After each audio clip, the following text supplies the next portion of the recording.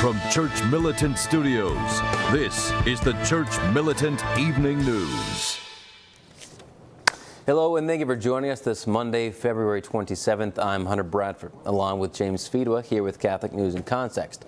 Tonight, a movie about a Vatican exorcist is coming out, and it's raising some eyebrows. Official numbers are highlighting the continued shortage of men entering the priesthood, and Catholic schools are being forced to find creative ways to keep the doors open. Leading us off tonight, an Italian diocese is using paramilitary police to intimidate traditionalist nuns who are refusing to submit to Vatican diktats. The 13 nuns from the monastery of Mary Temple of the Holy Spirit in Pienza have slammed Cardinal Augusto Paolo Lo Giudice for, quote, creating a gratuitous and inopportune climate of scandal. Sources close to the monastery say that the Vatican and the Cardinal are seeking to oust the nuns so they can sell the prime property and stamp out the Tridentine Mass.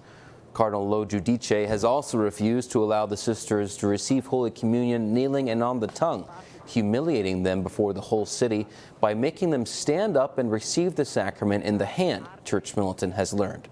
On Saturday, the nuns issued a statement, quote, obedience is a submission of the intellect and will to legitimate commands and according to justice, not blind and supine subordination to arbitrary commands.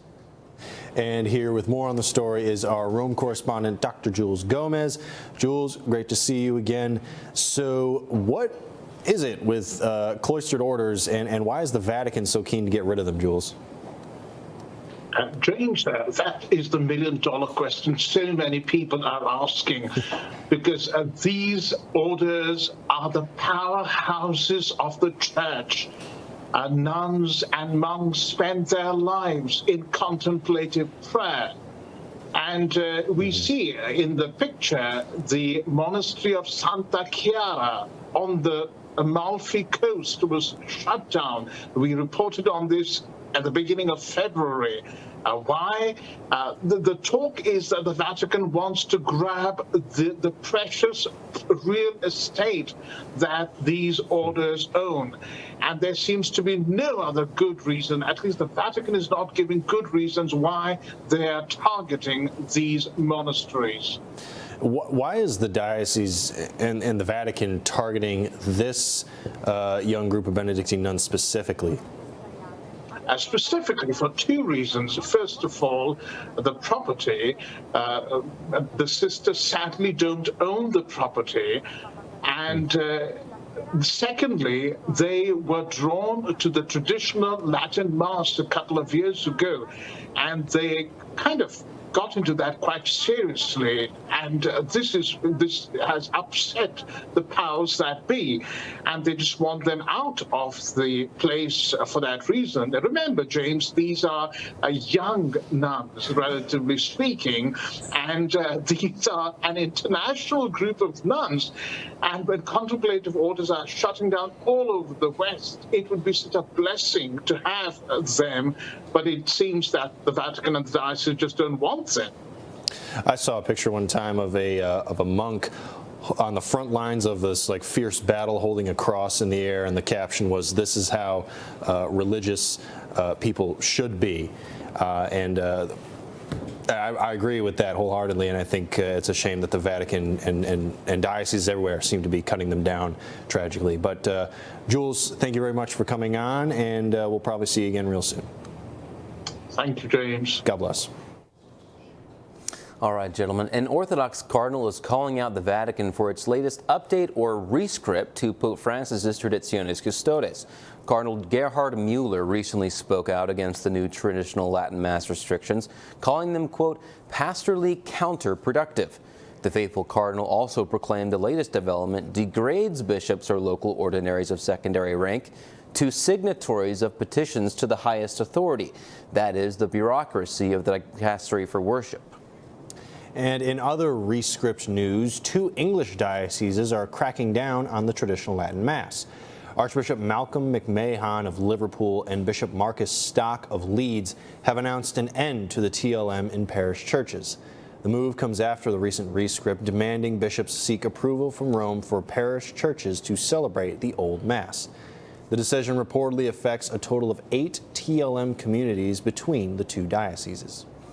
A 2-week World Pride event is taking place in Australia with a traditional Catholic getting a bum's rush. The event included a mass advertised as a, quote, Thanksgiving Mass for the gift of LGBTIQA+ folk in the church and in the world. Footage shows a Catholic man being ejected from the Mass by police, claiming he posed safety concerns, and the man calling on the priest for help. Hey, Father, we're trying to come to the Mass. We're doing nothing. Come defend us. Come defend us, Father. You're not allowed to keep us out of the Mass. We love the LGBT people. All right, if they struggle with their sins, they can't hijack our faith. All right. They can't hijack our... Hey, you be quiet. They can't hijack our faith. You're trespassing. They can't hijack our faith. Let's go, Chris. Come on. This is wrong. This is not Catholicism. Walk with me. This is not... Reportedly, a transgender Anglican priest was allowed to attend Mass, while the concerned Catholic got the boot. And there's a movie coming out in April starring Russell Crowe as the late chief exorcist of Rome, Father Gabriel Amorth, who died in 2016. After the trailer was released, Monsignor Stephen Rossetti, the chief exorcist of the Archdiocese of Washington, says the trailer seems way over the top. But first, here's part of the trailer. Father Gabriele Amorth. On the night of June 4th, you performed an exorcism. Jace. In response to seeing that, Monsignor Rossetti said, those with experience in this ministry know that preternatural, humanly inexplicable things do occasionally happen. However, Hollywood sensationalizes the ministry and what happens in an exorcism. Such movies can inform as well as misinform. Would that people would be as interested in God and in the person of Jesus. A new model for Catholic education may help keep school doors open following a wave of closures. These smaller schools with multi-grade classes, called micro schools, are popping up in California and Texas. Those in favor say micro schools promote individualized learning and remove the pressure to increase enrollment numbers. So it's beyond the classroom learning is what the concept is. And it's to customize the learning for the student and the parent. Hundreds of Catholic schools nationwide closed permanently, citing financial challenges linked to the recent pandemic. And a circuit court judge in Maryland is demanding the state's attorney general to be transparent about sex abuse in Baltimore.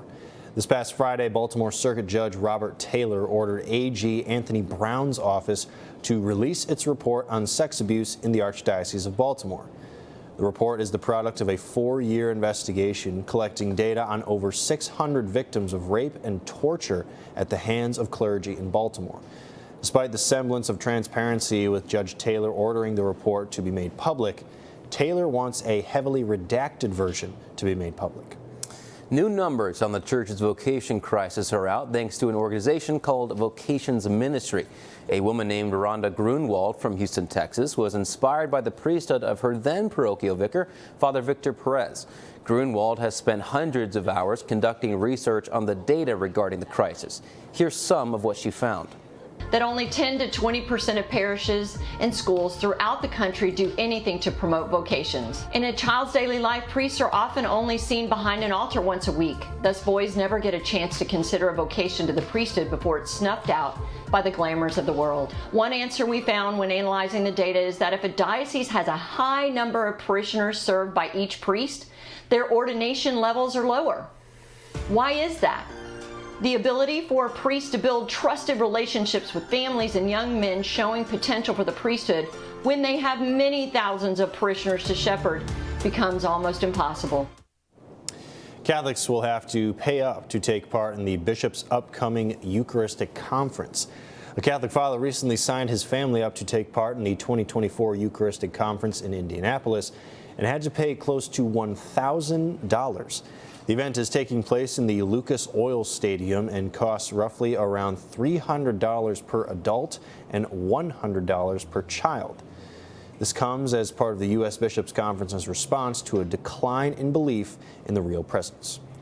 And when we come back, under the Biden administration, crime is getting worse and worse. And will Americans finally get to see what Ukraine did with our money? Well, stay tuned, all that and more up next. Thank you for watching the first half of Church Militant Evening News. If you would like to watch the rest of today's episode, please click the link in the description, and we'll see you at churchmilitant.com. God love you.